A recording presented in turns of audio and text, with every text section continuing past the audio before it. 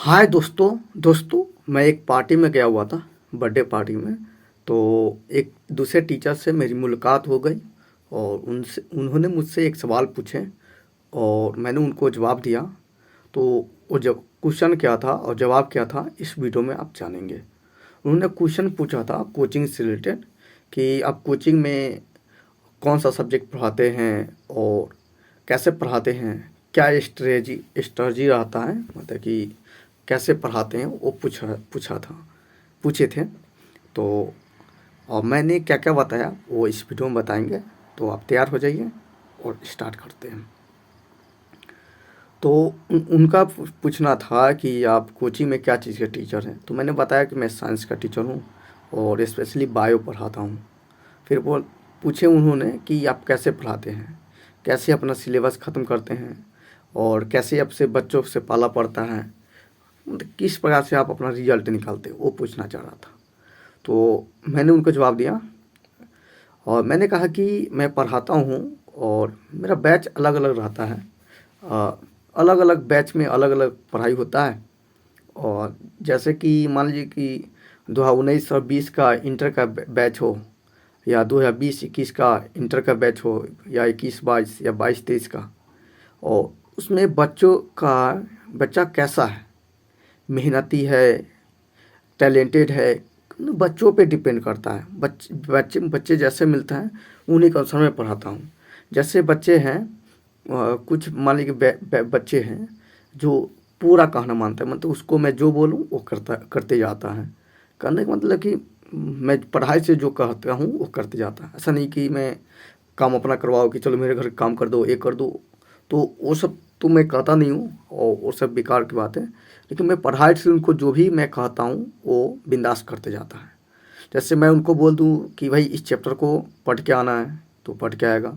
कोई इस चैप्टर से इम्पोर्टेंट ऑब्जेक्टिव छांट कर लाना है तो लाएगा। मैं कहूँगा इस चैप्टर का एक्सरसाइज हो या इस चैप्टर से क्वेश्चन 10 ढूंढ कर उसका आंसर सहित तुमको लाना होगा तो वो लाएगा। मतलब जो भी मैं बोलूँगा पढ़ाई से रिलेटेड वो करता है, ठीक है। और उसको मैं इजीली कुछ भी बोल दूँ वो समझ जाता है। पढ़ाई से कुछ भी बताता हूँ वो समझ जाता है, ठीक है। मतलब वो सब कुछ बात मानता है, मेहनती भी रहता है, साथ में टैलेंटेड भी रहता है। तो उन सब बच्चों का पढ़ाने का अलग तरीका है। और कुछ ऐसे बच्चे होते हैं जो 50% ही बात मानते हैं। उनको बोलो कि भाई इस चैप्टर को पढ़ के आना है तो एक चैप्टर बोलूँगा तो आधा सा पन्ना पढ़ के आएगा। उनको बोलूँगा अब जी छाँट के लाओ तो वो नहीं करेगा, ठीक है। मतलब और 50% कुछ बातें बोलूँ तो वो 50% तक करता है।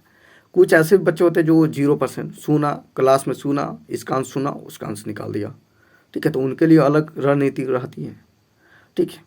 लेकिन मेरा प्लानिंग जो रहता है, जो ऐसे बच्चों यानी कि जो बहुत वीक है और मेहनत नहीं करना चाहता, थोड़ा भी मेहनत नहीं करना चाहता, उनको लेकर मैं पढ़ाता हूँ, ठीक है। उनको लेता हूँ तो तेज बच्चा भी निकाल लेता है, ठीक है। समझिए। तो जो बहुत बच्चा है जो सुनता है इधर से निकाल लेता है, बात भी नहीं मानता है, उनको रेफरेंस लेकर मैं पढ़ाता हूँ, ठीक है। तो कैसी रणनीति रहती है, देखिए। जैसे मान लीजिए कि मुझे कोई चैप्टर पढ़ाना है, मान लीजिए कि बायोलॉजी सब्जेक्ट है, जीव विज्ञान है। तो जीव विज्ञान में पहले तो मैं क्या करता हूँ, अलग अलग बुक फॉलो करता हूँ। और फर्स्ट एनसीईआरटी तो फॉलो रहता ही है, लेकिन एनसीईआरटी सिर्फ ये देखता हूँ कि बस उसमें टॉपिक छूटे नहीं, उससे ज़्यादा ही पढ़ा दूँ लेकिन उससे कम नहीं पढ़ाऊँ, ठीक है। मतलब लो लेवल पे एनसीईआरटी रखता हूँ, ठीक है। फिर उसके बाद क्या है कि मॉडर्न का हो गया, भारती भवन का हो गया, और भी क्या छोटे पतले बुक आते हैं जिसमें टॉपिक लिखा रहता है, संकेत फार्मूला सब लिखा रहता है। और भी कंपनी का प्रकाशन का बुक है 2-3, उसे भी फॉलो करता हूँ, ठीक है। जनरली मैं क्या करता हूँ, बुक एनसीईआरटी को तो रखे रहता हूँ सामने में। और एक और है जो भारती भवन पब्लिकेशन का है, ठीक है। आप लोग जानते होंगे कि नहीं जानते होंगे, लेकिन इधर भारती भवन पब्लिकेशन का यूज करता हूँ, ठीक है। और बिहार बोर्ड से है तो हिंदी मीडियम में पढ़ाना पड़ता है, थोड़ा प्रॉब्लम होता है, फिर भी काम चल जाता है क्योंकि इधर हैबिट बन चुका है। तो हिंदी मीडियम से पढ़ाता हूँ। तो देखिए मान लीजिए कि मुझे बायोलॉजी में फर्स्ट चैप्टर जनन है, रिप्रोडक्शन है, वो पढ़ाना है। तो मैं क्या करता हूँ, पढ़ाने से पहले बोल देता हूँ बहुत बच्चा जो है या सभी बच्चा को मैं एक साथ बोल देता हूँ कि देखो जनन चैप्टर जो है फर्स्ट चैप्टर स्टार्ट होने वाला है। इस चैप्टर को क्या करना है कि 3-4 बार पढ़ के आना है, ठीक है। 3-4 बार बोलूँ तो जो 100% मेरा बात सुनता है वो 3-4 बार पढ़ के आएगा। जो 50% बात सुनता है वो 2 बार पढ़ के आएगा। जो थोड़ा भी नहीं सुनता है तो कम से कम 1 बार भी कहेगा भाई 4 बार बोला है तो कम से 1 बार पढ़ लेता हूँ, तो 1 बार पढ़ के आएगा, ठीक है। लेकिन इसी में तेज बच्चा जो होगा वो कैसे पढ़ेगा। तेज बच्चा है ना, उसको मैं बोल दूंगा ये 3-4 बार पढ़ना है, तो वो क्या करेगा, पहले चैप्टर को पढ़ेगा, ठीक है। चैप्टर पढ़ने का मतलब नहीं कि हनुमान चालीसा रामायण की तरह चैप्टर को पढ़ना है कि सीधे पढ़ते जा रहे हैं, वो चिल्लाते जा रहे हैं, रटते जा रहे हैं, वैसे नहीं। चैप्टर है मतलब कि कहता हूँ उसको समझ समझ के पढ़ने के लिए। तो तेज बच्चा उस चैप्टर को पहले आराम आराम से पढ़ता है, प्रत्येक शब्द को समझता है, उस पर एनालिसिस करता है, उसको विस्तार में जाता है, ठीक है। और उस शब्द को नहीं समझ पाता है तो वो मुझसे हो या अन्य टीचर से हो या गूगल पे या ऑनलाइन किसी भी तरह से, किसी भी सोर्स से उस शब्द को समझता है, समझने का प्रयास करता है, ठीक है। तो मैं कहता हूँ कि भाई उस चैप्टर को पढ़ो, तो इस तरह वो चैप्टर को पढ़ता है, ठीक है। और उसको कहता हूँ कि जो नहीं सब समझ में आएगा तो उसको क्या करना है, अंडरलाइन करना है। चैप्टर पढ़ते समय माइंड में जो क्वेश्चन आएगा उसको क्या करना है, अलग से डाउट जो होगा शॉर्ट नोट्स उसमें नोट कर लेना है और यहाँ पे आके पूछना है। तो कोई भी चैप्टर पढ़ाने से पहले मैं बोल देता हूँ कि भाई रीडिंग दे कर जरूर आना है, ठीक है। लेकिन बहुत बच्चा है तो तेज तो भाई कर ही लेगा, बहुत है तो क्या करेगा, वो 1 बार पढ़ के जाएगा, वो भी है तो स्पीड में पढ़ लेगा 1-2 बार, वो भी समझा कि नहीं समझा 1 बार पढ़ के जो आएगा, ठीक है, इस तरह से। और चैप्टर पढ़ने के बाद है तो जैसे मैं स्टार्ट करता हूँ तो क्या करता हूँ, जो भी पहले तो भाई चैप्टर का जो हेडिंग दिया था उसको समझा देता हूँ बढ़िया से, ठीक है। और हेडिंग से ही और उसमें बता देता हूँ कि इस चैप्टर में क्या क्या तुम पढ़ोगे, मतलब संक्षिप्त में बता देता हूँ थोड़ा सा टॉपिक बाय टॉपिक, कि जैसे जनन है तो इसमें जनन पढ़ोगे, जनन के प्रकार पढ़ोगे, ठीक है। फिर जीवों में सूक्ष्म जीवों में यानी कि जो एक कोश के जीव है उस पर किस प्रकार जन्म पाया जाता है, फिर बड़े जीवों किस प्रकार जन्म पाया जाता है, अलैंगिक जन्म क्या है, इस टॉपिक बता देता हूँ, ठीक है। क्योंकि मैं यहाँ पे तो विस्तार में बताऊँगा तो लंबा बन जाएगा ना, इसलिए वीडियो तो संक्षिप्त बता रहा हूँ। तो इस टॉपिक में बता देता हूँ, ठीक है। तो जो तेज बच्चा होता है वो पकड़ लेता है, ठीक है। उसको मैं पढ़ाते जाता हूँ टॉपिक बाय टॉपिक, उनको पता चलता है कि ये पढ़ लिया, अब इसके बाद ये टॉपिक आएगा, फिर ये टॉपिक आएगा, ठीक है। तो उस टॉपिक से वो अपना डाउट है ना उसी अनुसार पूछता है, ठीक है। वो समझ जाता है कि मेरा जो डाउट है इस टॉपिक से नहीं है, आगे जो टॉपिक आया उससे है, तो वो अभी पूछने से अच्छा है, इससे वो समझ जाता तेज बच्चा। लेकिन बहुत है तो पहली बात तो डाउट रहता नहीं है, ठीक है। तो वो क्या करता हूँ, टॉपिक क्या करता हूँ उसको मैं पहले करता हूँ क्वेश्चन लिखा देता हूँ। जैसे मान लीजिए कि क्वेश्चन लिखा दिया कि जनन क्या है, वह कितने प्रकार का होता है, पहले क्वेश्चन लिखा दिया और इस टॉपिक क्वेश्चन को मैं समझाता हूँ, ठीक है। समझाने में कभी कभी यह तो आधा घंटा भी चला जाता है, नहीं तो 15 मिनट 10 मिनट में भी समझा देता हूँ, ठीक है। समझाने के लिए तो मैं समझा देता हूँ बहुत कम समय में, ठीक है। और लेकिन एग्जाम्पल बहुत ज़्यादा लेता हूँ, ठीक है, क्योंकि मेन दिमाग में बैठाने के लिए वो इंटरेस्टिंग मतलब रोचक वाला और इजी सा एग्जाम्पल लेता हूँ, ताकि उनको क्या है कि प्रत्येक बच्चे को समझ में आ जाए। और एग्जाम्पल से उसको उस बॉन्ड में बांध देता हूँ कि उस टॉपिक को यानी कि जनरल टॉपिक को भूले नहीं, ठीक है। तो शुरू में मैं पढ़ाने जाता था तो अपने जो टीचर से पढ़ाता हूँ उसी एग्जाम्पल फॉलो करता था। लेकिन पढ़ाते माइंड से मतलब कि पढ़ाते बहुत सारा एग्जाम्पल मैं ऐसे बना दिया हूँ, ठीक है।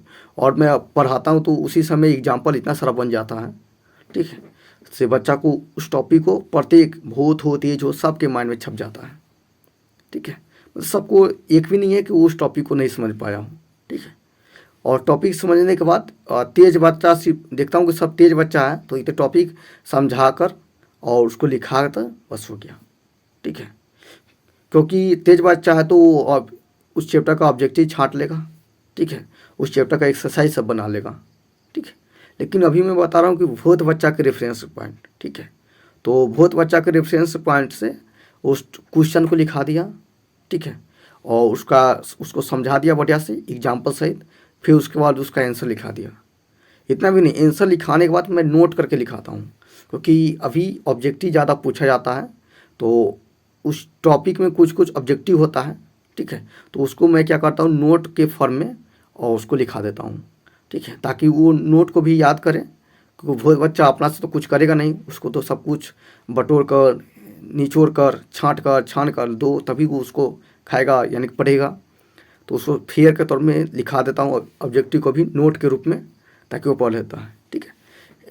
लिखाने के बावजूद फिर क्या करता हूँ, जिस टॉपिक को लिखाया हूँ उसको कुछ जो बुक फॉलो करता हूँ, उस बुक से वन लाइन वर्ड को भी पढ़ता हूँ, ठीक है। और ऐसा इसलिए करता हूँ क्योंकि वो मैं मान के चलता हूँ भाई, बोला तो हूँ रीडिंग देने के लिए, वो रीडिंग दिया है कि नहीं दिया है, तो वहीं पे वन लाइन वाले वो भी बुक में देखता है, मैं भी बुक में देखता हूँ, देख पढ़ता हूँ। पढ़ने के बाद समझाता हूँ उसको, मतलब बुक का प्रत्येक लाइन बाय लाइन समझाता हूँ। इससे क्या होता है कि उस लाइन में कोई ऑब्जेक्टिव आता है तो वो क्या होता है कि वो भी लिखा देता हूँ और समझा देता हूँ, साथ में उसमें लाइन बाय लाइन जो शब्द आता है, ठीक है, और कुछ ऐसा शब्द होता है जो सबको नहीं समझ में आता, तो उनको भी क्या तो विस्तार में समझाता हूँ, ठीक है। यानी कि क्वेश्चन टॉपिक लिखाने, टॉपिक तो फॉलो करता हूँ बुक का, फिर उस टॉपिक को समझाता हूँ, फिर एग्जाम्पल बढ़िया से बताता हूँ, और उस टॉपिक में जो भी ऑब्जेक्टिव है या जो भी ऑब्जेक्टिव वन लाइनर क्वेश्चन बन सकता है उसको नोट के फॉर्म में लिखा देता हूँ। फिर इतना करने के बाद भी जो मैं लिखा हूँ उसको एक बार दो बार पढ़ लेता हूँ, किसी से पढ़वा लेता हूँ, ठीक है। और फिर लास्ट में क्या करता हूँ, उस टॉपिक को फिर से पढ़ता हूँ, पढ़ देता हूँ, सबको कहता हूँ देखो मैं पढ़ रहा हूँ, तुम लोग भी देखते रहना, ठीक है।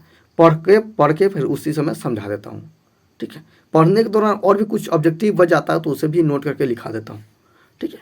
इतना करना पड़ता है, ठीक है। लेकिन तेज बच्चा है तो उतना नहीं करना पड़े, बस टॉपिक को लिखाइए और समझा दीजिए, नोट में एक दो ऑब्जेक्टिव लिखा दीजिए, बस इतना ही काफ़ी है, ठीक है। बुक रीडिंग देने की ज़रूरत नहीं है, उसको सब वर्ड बाई वर्ड समझाने की ज़रूरत नहीं है, क्योंकि तेज बच्चा सब पकड़ लेता है और बात को फॉलो करता है, तो वो रीडिंग भी देख के आता है, और उसको जो शब्द नहीं समझ आता वो तो लिख के रहता है या पूछ लेता है, ठीक है। लेकिन बहुत बच्चा के रेफरेंस लेके चलता हूँ तो तेज बच्चा को ऐसा कभी जवाब ही नहीं आता कि कुछ पूछूँ, ठीक, क्योंकि वो क्लास में सारा उसका टॉपिक जो है, क्वेश्चन है, डाउट सब क्लियर हो जाता है।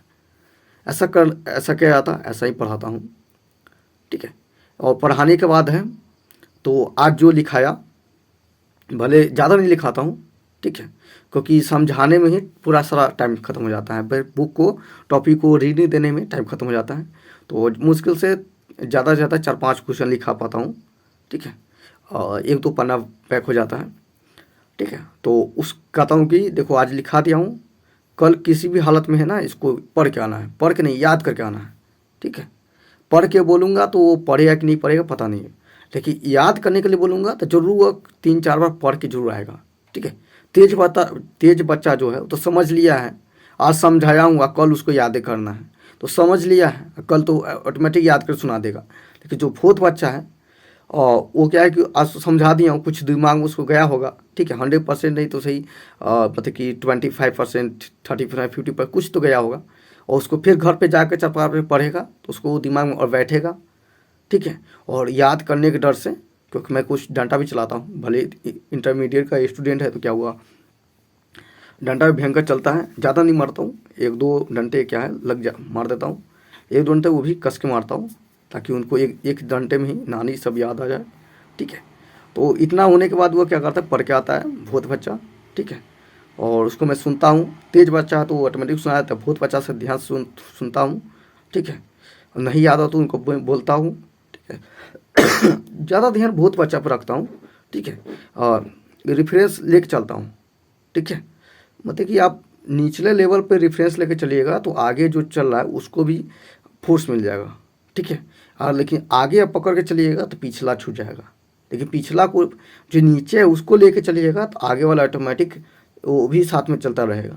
समझ रहे बात को ना, ठीक है। जैसे कोई गाड़ी है, गाड़ी का आप अगला चक्का लेके चलिएगा तो पिछला छूट जाएगा, लेकिन पीछे से लेके चलिएगा तो पिछला भी आएगा और अगला भी आएगा।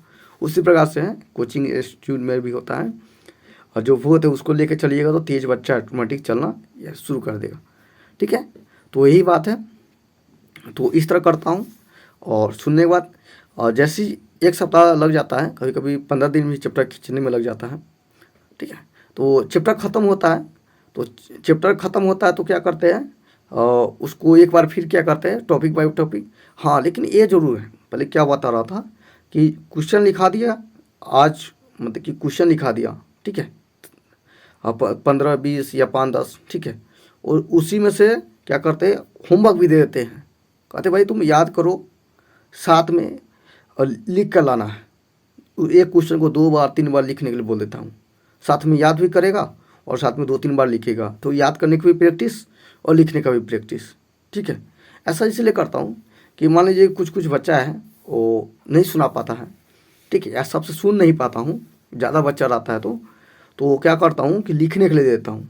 तो लिखना तो भाई सबको पड़ेगा ही, ठीक है, भले आप याद करो ना करो, ये तो प्रूफ नहीं है कि आप याद किए कि नहीं किए हैं, ठीक है। परिभाषा रहता है तो आप कुछ भी बोल सकते हैं, ऑब्जेक्टिव में डाटा है तो एक दो सुना सकते हैं किसी कारण, ठीक है, लेकिन लिखने के लिए पूरा देता हूँ। तो लिख के किसी भी हालत में आना है तो इससे पता चलता है कि वो घर पे पढ़ा है, ठीक है। जो नहीं लिखा रहा था उसको बहुत मारता हूँ, क्योंकि नहीं लिखा है इससे पता चल जाता है कि वो घर पे नहीं पढ़ा है, ठीक है। तो ये समझ रहे हैं ना बात को, मैं क्या करना चाह रहा हूँ कि आज क्लास लिया, 5-6-7 क्वेश्चन लिखा है और उसको बोले कि याद करके आना है, और दूसरा साथ में उसी में से कुछ कुछ क्वेश्चन घर से लिख के लाने के लिए दे दिए कि भाई इस क्वेश्चन को तुम फेयर में से देख कर लाओ या बुक से देख के ले आओ या कहीं से लाओ, लेकिन इस क्वेश्चन को लिख के लाना है, 3 बार लिख के लाओ, 5 बार लिख के लाओ या 2 बार लिख के लाओ या 1 बार लिख के लाओ। इस तरह से हिसाब क्वेश्चन के हिसाब से बताता हूँ, ठीक है। क्वेश्चन बड़ा है तो 3-4 बार बोलूँगा तो वो भर दिन लिखते ही रह जाएगा, तो क्वेश्चन के हिसाब से 2 बार बोले 3 बार बोले, इस तरह से, ठीक है। इतना करके आता है तो क्या कहते हैं, चैप्टर ख़त्म होते ही 1-2 बार क्या होता है उस चैप्टर का ऑब्जेक्टिव टेस्ट ले लिया जाता है। ऑब्जेक्टिव में क्या कहते हैं, 1 50 क्वेश्चन का टेस्ट होता है, ठीक है।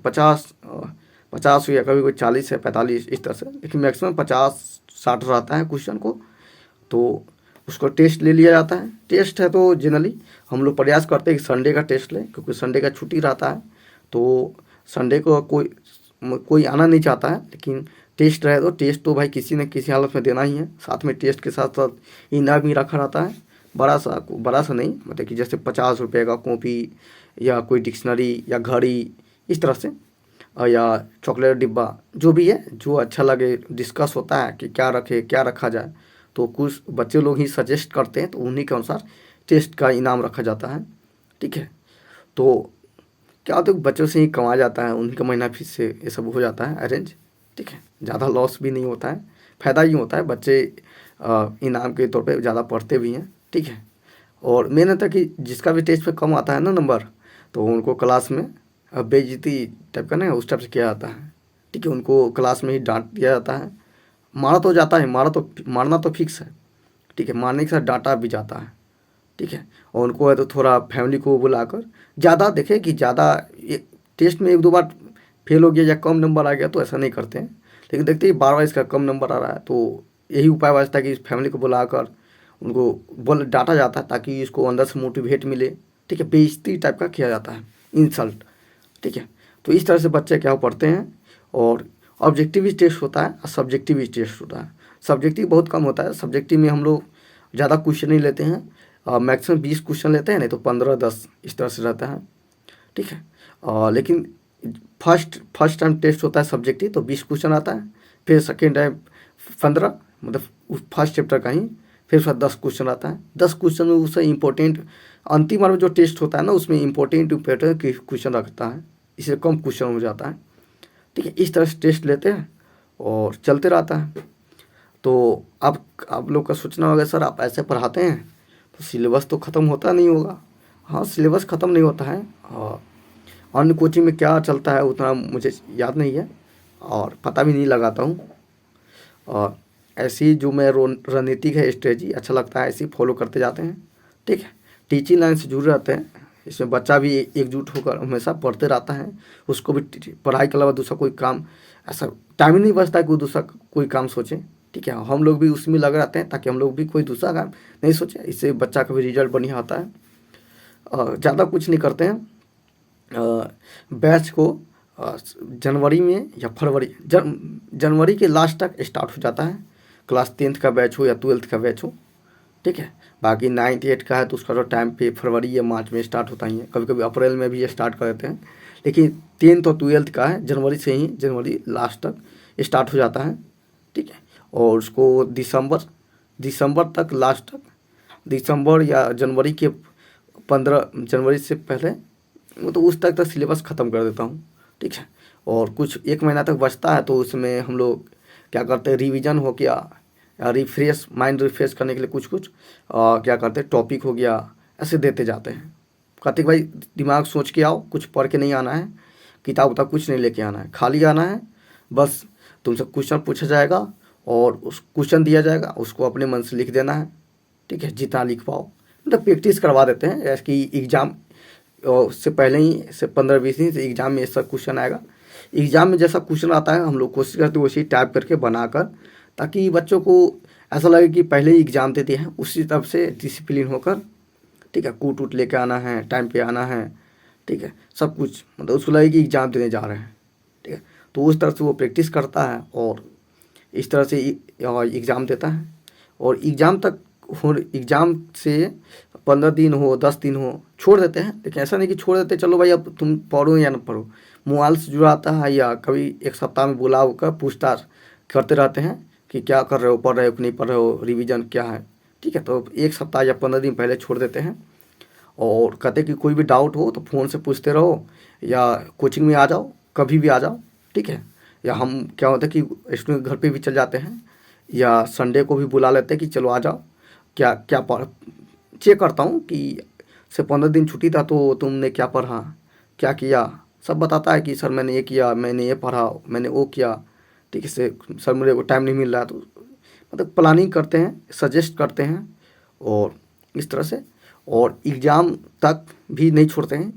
और क्या होता है कि सब लोग तो अपने बाइक से या टेम्पू से जाता है, लेकिन मैं भी क्या करता हूँ, हम लोग टीचर लोग भी एग्ज़ाम सेंटर तक जितना संभव उतना जाता हूँ, ताकि बच्चे को लगे कि टीचर भी हम लोग को सपोर्ट में है, तो उसको हिम्मत, अंदर से हिम्मत बना रहता है। तो वो एग्ज़ाम सेंटर में कहता कि से टीचर जब इतना ट्रस्ट कर रहे हैं, साथ आए हैं, तो हम लोग को भी कुछ करना चाहिए। तो वो एग्ज़ाम सेंटर, एग्ज़ाम हॉल में भी जाकर लिखते हैं बच्चे लोग। ठीक है, एग्ज़ाम ख़त्म होने के बाद, और हम लोग ऐसा नहीं कि एग्ज़ाम के दिन भी हम लोग कुछ ना कुछ सजेस्ट करते हैं कि क्वेश्चन को ऐसे लिखना है। अच्छा, क्वेश्चन देखते हैं तो कहते हैं कि देखो ये कोई सेकेंड सिटी में या फर्स्ट सिटी में, तो उसको गेस करके बताते देखो ये सब आ रहा है, से इस क्वेश्चन को तुमको ऐसे टाइप से लिखना है, नहीं सोच पाओगे तो ये ऐसा सोच के लिख देना है। मतलब ऐसे प्लानिंग करते रहते हैं। ठीक है, और ये भी क्वेश्चन देख बताते हैं देखो रे इस साल का पूछा जा रहा है, तो इस नेक्स्ट डे, यानी कि अगले दिन इस साल का क्वेश्चन आएगा, फिर ऐसा क्वेश्चन आएगा, से इस चैप्टर का बहुत आ रहा है, इस चैप्टर, ऐसा दिमाग लगा लगा कर गाइड करते जाते हैं। तभी बच्चों क्या आता है कि तो उनको भी क्वेश्चन होता है। और एक और बात भूल भूल गए, क्या होता है कि जब हम लोग कोचिंग से छोड़ते हैं ना एग्ज़ाम से 15 दिन पहले, तो बच्चे लोग को लास्ट डोज देते हैं। क्या लास्ट डोज देते हैं, डोज मतलब कि ऑब्जेक्टिव का सेट देते हैं, यानी कि 100-200 तक पूरा चैप्टर का क्या होता है कि सब्जेक्ट का, मतलब एक सब्जेक्ट का जैसे बायोलॉजी है तो पूरा छाँट कर 100-200 क्या कहते हैं मेन में ऑब्जेक्टिव बनाते हैं। कहते हैं कि जाओ इसको पढ़ लो, इसको किसी भी हालत में याद होना चाहिए। और सब्जेक्टिव का ज़्यादा नहीं, सब्जेक्टिव का, ऑब्जेक्टिव का तो क्वेश्चन आंसर ऑप्शन रहता है और साथ में उसका आंसर भी देते हैं। ठीक है, और नहीं तो ऑब्जेक्टिव में 1 लाइनर करके क्वेश्चन देते हैं और उसका आंसर देते हैं। ठीक है, लेकिन सब्जेक्टिव में क्या है, सिर्फ क्वेश्चन दे देते हैं कि देखो ये सब क्वेश्चन है, ये सबको किसी भी नए काल में याद कर जाना है, रह जाना है, क्योंकि इसका चांस है आने का, मतलब गेसिंग करके देते हैं। ठीक है, और क्या होता है, और बाकी पढ़ाई के दौरान हम लोग और भी गेस फॉलो करते हैं। गेस होता है जैसे MBD का गेस, बिलियन का गेस, और भी है कि जैसे कि इधर टारगेट का भी गेस हम लोग फॉलो करते हैं, उसका ऑब्जेक्टिव का, सब्जेक्टिव का। ठीक है, और भी कोई लास्ट में एटम वेव भी देखा जाता है। ये सारे बुक, बहुत सारे बुक फॉलो करते हैं। साथ में हमारा हम लोग का फेयर आता है। फेयर का मतलब कि हम लोग जो पढ़ाते हैं क्लास नोट्स वो रहता है। लास्ट में ऑब्जेक्टिव का डोज देते हैं, सब्जेक्टिव का डोज देते हैं, वो रहता है। और जितना बार टेस्ट दिए रहते हैं वो सबका प्रत्येक का पेपर जमा करवा, क्वेश्चन जमा करवा के रखते हैं, कितना टेस्ट हुआ है तो उनमें से भी छांट के देते हैं। ठीक है, इस तरह से देते जाते हैं। ज़्यादा मैं बता रहा हूँ लेकिन आप कंफ्यूज हो जा रहे हैं, फिर भी ध्यान से सुनते जाइएगा। ठीक है, वीडियो को हो सके तो स्लो कर लीजिएगा। ठीक है, तो इस तरह से मैं देते जाता हूँ और एग्ज़ाम हॉल तक, एग्ज़ाम ख़त्म होने तक साथ में रहता हूँ। ठीक है, एग्ज़ाम ख़त्म हो गया तो उनको मैं बिंदास छोड़ देता हूँ 10-15 दिन, फिर उनसे मैं मुलाकात करता हूँ। कहता हूँ कि चलो एग्ज़ाम अब ख़त्म हो गया, एंजॉय भी कर लिया, से बताओ कितना क्वेश्चन करके आए हो और देखो तो कौन कौन सा टकराया है। कितना उम्मीद आने की चांस है, इस तरह से देख। और कोई कोई होता है बच्चा कि कहता है सर मैं कुछ भी नहीं टकराया है, तो उनको मैं कहता हूँ कि ठीक है, ऐसा नहीं लगता है कि कोई फेल होने वाला है। ऐसा इसलिए पूछ लेते हैं कोई फेल होने वाला है तो उनको फिर से तैयारी करवाना शुरू कर देते हैं, ताकि सप्लीमेंट्री हो, सप्लीमेंट्री बोलते हैं ना उसको। हाँ, तो जो एग्ज़ाम बोर्ड एग्ज़ाम के बाद 3 महीने बाद होता है, तो उसको तैयारी करवाना शुरू कर देते हैं, ठीक है। और इस तरह से जो एग्ज़ाम दे देता है तो उसको कहते हैं कि भाई अब थोड़ा घूम फिर लो, उसके बाद है तो कोई कोर्स कर लो। 3 महीने का कोई KIP डिग्री चलता है, कंप्यूटर कोर्स का चलता है, या कोई डांसिंग ज्वाइन कर लो, या कहीं बाहर घुमाओ, ठीक है। इस तरह से, या नानी मामी या दिल्ली बाहर कोई बंगलोर टंगलोर हो गया ना, कहते बाहर घुमाओ। घूमने के बाद फिर आता है तो उनसे पूछता हूँ कि अब आगे क्या करना है। तो 3 महीने बाद क्या होता है, रिजल्ट आ जाता है। ऐसे रिजल्ट जल्दी ही आ जाता है, तो रिजल्ट आने के बाद नंबर के अनुसार उनको आगे की क्लास में एडमिशन करवा देते हैं। एडमिशन मतलब कि उनको साइंस में फैकल्टी में जाना है, या स्ट्रीम जो भी स्ट्रीम चुनना है, मतलब कि साइंस में जाना है, आर्ट्स में जाना है, कौन सा कोर्स करना है, या कोई सर्टिफिकेट कोर्स हो गया जैसे कि पॉलिटेक्निक करना है या ITI करना है, क्या करना है वो नंबर के अनुसार और इंटरेस्ट के अनुसार हम लोग चूज करवा देते हैं, और अपना वो करता है।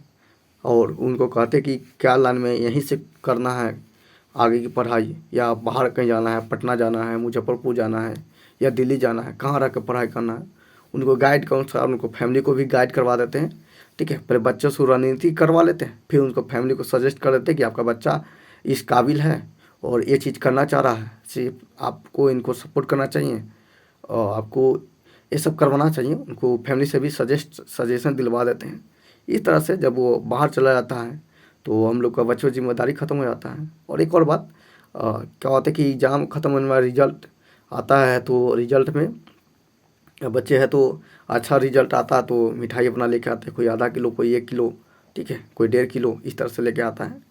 ज़्यादातर मिठाई में रसगुल्ला होता है ना, रसवाला, वो आता है। मिठाई रसगुल्ला में बड़ा बड़ा होता है, तो 2-3 पीस उसको रसगुल्ला को गाड़ कर ही खाते हैं, उसमें ही पेट पैक हो जाता है। पेट थोड़ी पैक होता है, वो मीठा से मन उब जाता है, ठीक है। लेकिन बात है कि वो आता है ना मिठाई लेकर, तो अंदर से थोड़ा खुशी मिल होता है कि मेरा बच्चा निकल गया है, मतलब कि मेरा स्टूडेंट पढ़ाया हुआ मेहनत का फल मिला है, ठीक है। बस यही खुशी मिलता है। और गार्जियन हैं या गांव के लोग हैं, कहीं पे जाते तो सम्मान की नज़र से देखते हैं कि ये बाकी में ये टीचर हैं जो बहुत से बहुत बच्चे का भी, मतलब जिसका चांस भी नहीं है उनको भी निकलवा देते हैं, उनका भी रिजल्ट बढ़िया ला देते हैं। उनसे ऐसा लगता है। और कहीं पे जाते हैं, दावत होता है, पार्टी होता है, या कोई समारोह होता है, तो वहाँ पे थोड़ा अंदर से फील होता है कि थोड़ा ज़्यादा सम्मान मिल रहा है, ठीक है। यही सब है, इसलिए हम लोग लगे रहते हैं जी जान से। पैसे पैसे भी मिलते हैं, स्वार्थ भी जुड़ा हुआ है, साथ में मान सम्मान मिलता है और अच्छा भी लगता है। तो इस तरह से यही कार्यक्रम चलते रहता है और ये बच्चे की जिम्मेदारी पूरा होता है। लेकिन कभी जिम्मेदारी ये हार्ड पड़ जाता है, उम्मीद ख़त्म हो जाती कि बच्चा निकलेगा कि नहीं निकलेगा। चांस यही है कि कुछ कुछ बच्चे होते हैं, ऐसे तो हम लोग क्लास 6 से स्टार्ट करते हैं, 6 या 4th को भी आता है तो पढ़ा देते हैं, 3 का भी आता है तो पढ़ा देते हैं। लेकिन हम लोग जनरली क्लास 6 से ही स्टार्ट करते हैं। क्लास 6 से ही बच्चों को बढ़िया से, ठीक है। क्लास की वैसे फीस जो है बहुत कम रहता है, लेकिन फीस से दुगुना तिगुना हम लोग क्या पढ़ाते हैं। ऐसा इसलिए पढ़ाते हैं क्योंकि ये क्लास 6 से ही उसको पढ़ाएंगे, उसका बेस जो है जड़ मजबूत कर देंगे, तो वो क्लास 10th में वो आएगा तो उतना मेहनत नहीं करना पड़ेगा, ठीक है। तो उसको क्लास 6 से ही तैयारी करवाते हैं क्लास 10th का, ठीक है। मतलब ऐसा नहीं कि क्लास 6 में तक क्लास 10th का सिलेबस पढ़ाएं, बल्कि क्या कि क्लास 6 का जो सब्जेक्ट है उसको उसी टाइप से उस क्लास 6 से ही उसको रटने की आदत, कुछ समझने का आदत, मैथ बनाने का आदत, घंटों मेहनत करने का, लिखने की आदत, ये सब क्लास 6 से ही स्टार्ट करवा देते हैं, ठीक है। ताकि वो बच्चा क्लास 6 का 7 में आए, 8 में आए तो मेहनत करते करते करते तब क्लास 10th में आ जाए तो धुरंधर बन जाए, तब उसको टॉप करने का, जिला टॉप या 400 से ऊपर नंबर आने के चांस रहता है, ठीक है। लेकिन कुछ कुछ स्टूडेंट होते हैं, पहले तो वो बहुत होते हैं, ऊपर से क्लास 10th जैसे ही बैच स्टार्ट करो तो बैच ख़त्म होने वाला होता है या क्लास 10th में ही टपक पड़ते हैं। तो उनका तो बेस पूरा हिला रहता है, बेस कुछ भी कमज़ोर, बेस पूरा वीक रहता है, कमज़ोर रहता है। तो उनको थोड़ा प्रॉब्लम होता है, क्योंकि क्लास 10th में इतना टाइम नहीं रहता कि आप सिलेबस को छोड़कर उसको बेस बताने में टाइम दो, ठीक है। फिर भी कुछ कोई बेस को मजबूत करने के लिए उसको एक्स्ट्रा टाइम भी दिया जाता है, लेकिन थोड़ा उम्मीद कम लगता है, ये सब प्रॉब्लमें आती है, ठीक है। इसलिए रिजल्ट गड़बड़ा जाता है। रिजल्ट ये भी गड़बड़ाता है कि सब्जेक्ट बहुत ज़्यादा रहता है, और हम हैं तो हम अपने सब्जेक्ट पे ध्यान देंगे ना, दूसरे सब्जेक्ट पे ध्यान देंगे उस, क्योंकि दूसरे सब्जेक्ट पर हम ऐसे जानते हैं लेकिन उसमें स्पेशल नहीं है, तो उनको अलग टीचर उस सब्जेक्ट को उठाते हैं, तो वो अपने तरीके से पढ़ाते हैं। तो कुछ कुछ सब्जेक्ट में अच्छा नंबर आता है, जैसे मेरे ही या किसी और टीचर जो बढ़िया से गाइड कर रहे पढ़ा रहे हैं, तो उनमें अच्छे नंबर आ जाते हैं। लेकिन कुछ कुछ टीचर है तो क्या को तो ढीलापन हो जाते हैं, तो उस सब्जेक्ट में कम नंबर आ जाता है, इसलिए नंबर का जो एक्यूरेसी है एवरेज वो कम हो जाता है। इसलिए बच्चा कुछ कुछ सब्जेक्ट में 90, 70, 80 तक ला जाते हैं, कुछ कुछ सब्जेक्ट में 30, 40, 50 तक जाते हैं, ठीक है। इसलिए एवरेज फर्स्ट में या 400 से नीचे तक ही नंबर आ पाते हैं। 1-2 है तो जो 400 से ऊपर टप हो पाते हैं, ठीक है। तो ये सब है, बच्चे पर भी डिपेंड करता है, बच्चे कैसा है, मेहनती है, ठीक है, क्योंकि हम लोग स्ट्रेटजी बना रहे हैं, ठीक है। मैं इतना चाहता हूँ कि बच्चे हैं तो पढ़ रहे हैं, तो एक तो पहले क्लास 6 से वो आएँ तो बहुत बढ़िया रहेगा, ठीक है, क्योंकि क्लास 6 से हम लोग के छत्र छाया में रहेगा, तो हम लोग उनको अपने तरह से क्लास 10th अपने से उसको ढालते जाएंगे, मेहनत करवाते जाएंगे, शुरू से आदत दिलवा देंगे मेहनत का, ठीक है, कॉन्सेप्ट समझने का, रटने का, इसको आदत दिलवा देंगे, ठीक है। और क्लास 10 तक आते आते उनको क्या करेंगे, ऐसा उसको डिसिप्लिन में रखेंगे कि वो हमारी बातों को फॉलो करते जाएगा। चैप्टर पढ़ने के लिए बोले तो चैप्टर पढ़ेगा, ठीक है। क्वेश्चन समझने मतलब क्लास 6 से ही सब कुछ प्रैक्टिस करवाते आएंगे, क्लास 7, 8, 9, ठीक है। ज़्यादातर 9th पे फोकस फ्री करेंगे, तो इस तरह से बच्चे निकलने के चांस ज़्यादा है, ठीक है। तो ये वीडियो आपने अंत तक देख लिए हैं और बहुत अच्छा लगा, आप लोग को दिल से धन्यवाद कि आपने ये वीडियो अंत तक देखा है, ठीक है।